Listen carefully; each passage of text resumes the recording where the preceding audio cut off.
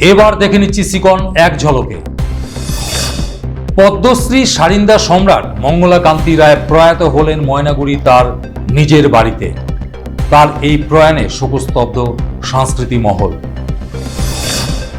রাস্তার মাঝে ইট রেখে ব্যবসা করার প্রতিবাদে সরব হলেন প্রতিবেশীরা। মাথাভাঙা শহরে হলো এই ঘটনা।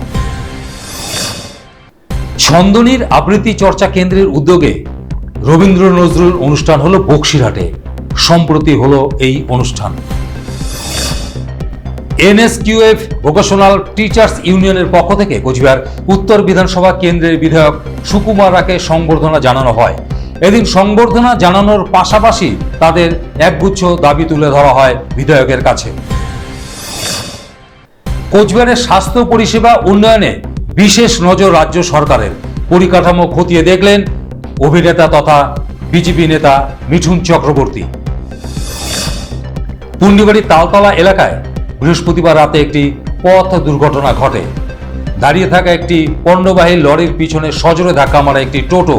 আর এই ঘটনায় পিতা ও পুত্র দুজনে গুরুতর আহত হয়।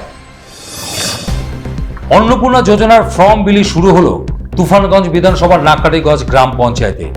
এই অনুষ্ঠানে উপস্থিত ছিলেন স্থানীয় বিধায়িকা মালতী রাভা সহ প্রশাসনিক কর্তারা।